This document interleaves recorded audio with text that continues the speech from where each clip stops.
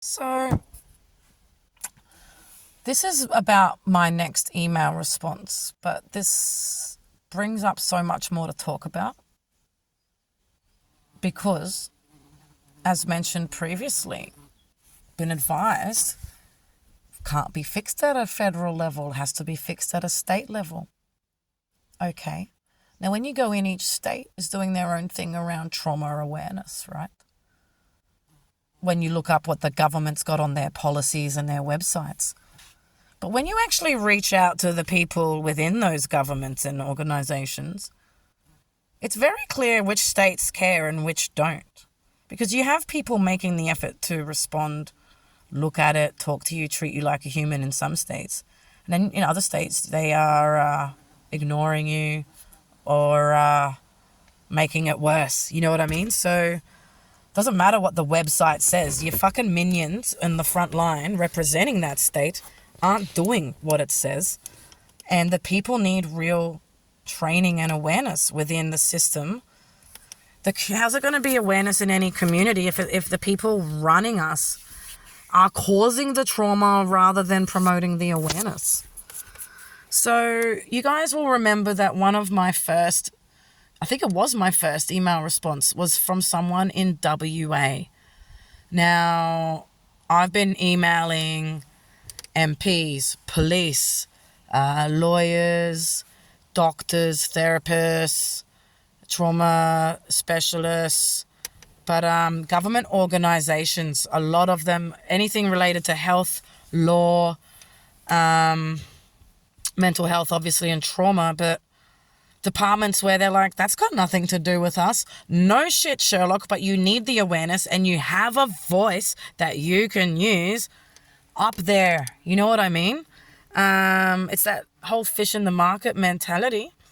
So I'm not going to be able to read this one out because, as always, I'm not going to say who it is or where they're from. But some of the wording in this, my brain can't change it. I'm too tired. So I'm going to read just bits of it and just explain the links and the information that was provided. Because this person has sat down. Now, it is someone within the health department in WA. I'm not going to say who he is, but this person has made a point of sitting down, writing on a letterhead, PDF with a reference, and taken this seriously, and provided me with 3 separate bits of information about what's going on and what's available in WA. That's not happening everywhere else. I'm not getting those same responses in other states. So this is the second person in WA now who has responded, but mentioned a project called The Strategy. After that first video, I had a glance at it, but my brain, it's too big. I can't take it in. This person has also mentioned it along with 2 other things. So I'm going to just tell you the gist of this email, this letter. Before I do, I just want to say another thing. To all of those of you who thought I was a bit of a dickhead or an idiot for putting out the video discussing the ignorant email responses. Oh, no one's going to respond now. What a dumbass. Right back at you. That was the point. I don't have time to deal with morons and ignorance. I'm not going to humor responses from people who are just trying to look good and don't care. People who are just handballing. People who are responding in a way that shows that they didn't even read it and they're just saying some nonsense to look good. Like, that's all that's what ignorance is. No one who sits down and takes the time and truly cares wouldn't respond that way. So if you don't give a shit, just don't respond. I would rather go a very long time without a response than get a whole load of crap like the ones that I read out when I can just wait. It's quality over quantity.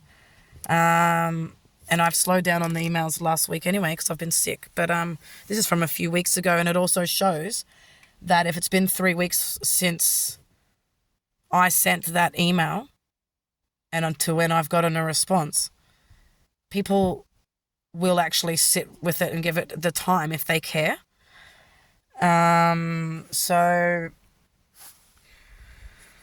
this is from a person within the health department. I can't tell you whether it's a doctor, whether it's a trauma specialist, could be an MP working in one of the departments.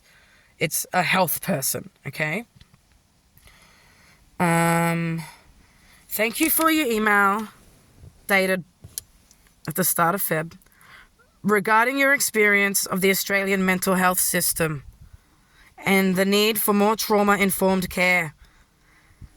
The BLA department acknowledges your experiences and the bravery it takes to share your story.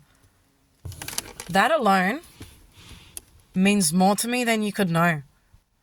Because what am I getting? I'm getting all eye rolls and people making fun of this, and I'm just this.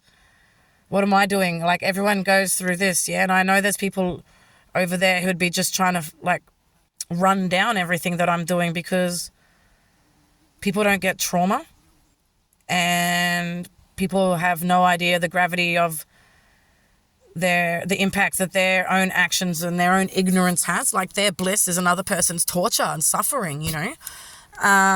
So while there's people over there against this channel, it feels, or people ignoring the channel, or people not caring about the channel, or making fun of the channel, not taking it seriously, to have someone acknowledge that it's brave to do this, because it is humiliating to air your dirty laundry, to put videos of yourself in these disgusting triggers. It's embarrassing. It's bringing out all the shame. It's making me relive my trauma. But also it's scaring me. I've got people out there who would be watching this trying to find anything they can to come at me. You know, the moment I put out a video saying I get scared if police come to me, the police got a call saying go to her. She put a suicide video. But I didn't. So at 1:00, trying to scare me, using my triggers against me, it wasn't the first time. You know, when people know your weaknesses, they know your triggers. That's how they get to you. That's how they bring you down and fuck with you. And I've been dealing with that. And this channel, sorry, I've got these giant... by putting this channel, I'm putting myself further at risk of having more things happen to me. You know, which just puts my fight or flight up, makes me unsettled. But the thing is, I can't live the way I have been my whole life in your system. So to have someone acknowledge that bravery, it means a lot. The BLA department shares your views about the importance of trauma-informed care being central to supporting those with mental illness, and continues to advocate for a trauma-informed way within the WA mental health system. The BLA department recognises there is more to do in this space. Then it talks on about some stuff that they're doing in their department, which I don't want to talk about because it might make it obvious who they are. And then it goes on to talk about the three things.